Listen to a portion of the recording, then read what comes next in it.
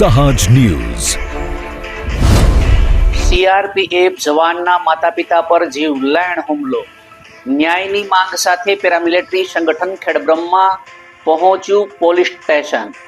નમસ્કાર, સહજ ન્યૂઝ સાથે હું છું ગોપાલ ભેષણ।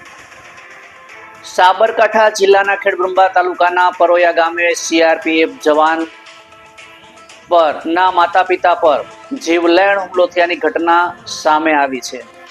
આ ઘટનાએ સમગ્ર વિસ્તારમાં ચકચાર મચાવી દીધો છે। દેશની સુરક્ષા માટે સેવા આપતા જવાનના પરિવારો પર થયેલા હુમલાને લઈને સ્થાનિક લોકોમાં ભારે રોષ જોવા મળી રહ્યો છે। ઘટનાની જાણ પેરામિલિટરી સંગઠનને થતાં જ જવાનોને ન્યાય આપવા માટે સંગઠનના હોદ્દેદારો અને સભ્યો મોટી સંખ્યામાં ખેડબ્રહ્મા પોલીસ સ્ટેશન પહોંચ્યા હતા।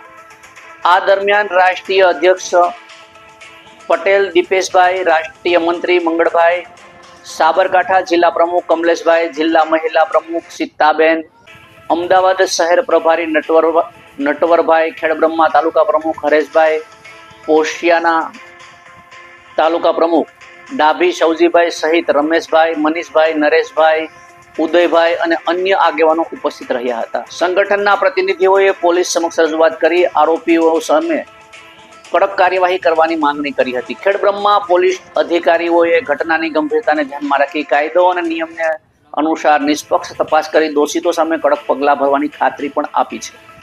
આ પ્રસંગે પેરામિલિટરી સંગઠનના રાષ્ટ્રીય અધ્યક્ષ દીપેશભાઈ જણાવ્યું હતું કે જો જવાનના પરિવારને યોગ્ય ન્યાય નહીં મળે તો સંગઠન દ્વારા સંવિધાન અને કાયદાકીય માળખા હેઠળ જરૂરી પગલાં લેવામાં આવશે અને ન્યાય માટે લડત ચાલુ રાખવામાં આવશે। બ્યુરો રિપોર્ટ, સહજ ન્યૂઝ, ખેડબ્રહ્મા। નમસ્તે બેન, જે આ તમારા પતિ સાથે જે ઘટના ઘટી છે, જીવલેણ હુમલો થયો, એના બાબતમાં વાતચીત કરો। શું થયું હતું, શું નહીં, એની જાણકારી આપી। હા, આ મારે કેવું બન્યું કે એ 4 વાગવા જતા પાણીનું ડબલું અને દાદીનું લઈને નીકળ્યા છે અને અમે ઘેર છીએ, અમને ખબર નથી અને અમે ઘેર છે અને અમારે થોડું ઓઠું છે અને આટલાથી ખાસું હશે છે અને જતા ને એ વ્યક્તિને પાછળથી અને એમ કહ્યું કે તું ખાતર નાખતી નહીં, અમારા માથા તું ઘડી ઘડી અબજો નાખે છે અને ઘડી ઘડી અમને લોકોને લડવાવું છે તે તમે ખાતર નાખતી નહીં, જેને વ્યક્તિ હરગાવ્યું એને તું બોલજે ગારો। અમે એમ કહ્યું, એ વ્યક્તિને આગળ વાત કરી કે આપણે ગોમના બોલાને સમાધાન કરીને બધી વાત કરીએ તો મોન્યું નહીં અને કાલે સવારે 100 વાગ્યાના ગાળામાં એ 4 વાગવા જોઈએ છે, ડબલું પહાડ દાંતેરું છે લઈને નીકળ્યા છે અને ઓહન જતા આધાર મેલી અને શરીર મેલી એના આપણે શક્તિવાન હતા કે પડી ગયા, પડ્યા કઈ ના ઉપર સરી બેહા આખા મારા બધી બૂમ આવી। તમે ક્યાં હતા? અમે ગયા તો તમને આ ઘટના કેવી ખબર પડી?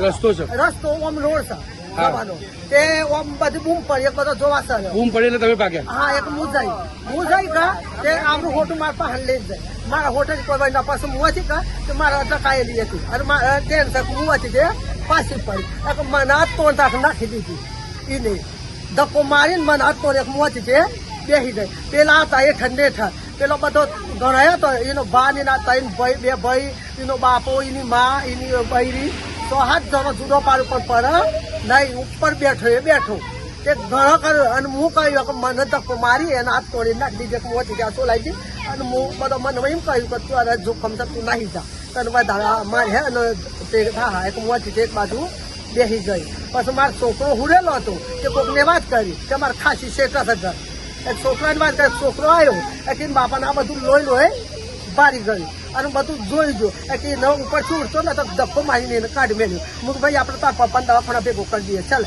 પછી બીજું જે કરવો હે કર્યું એમ કહીને પછી અમે 11 આવી જતા હતા। હાલ તમારા પતિ ક્યાં છે? એ હિંમતનગર અચ્છા, સિવિલમાં છે।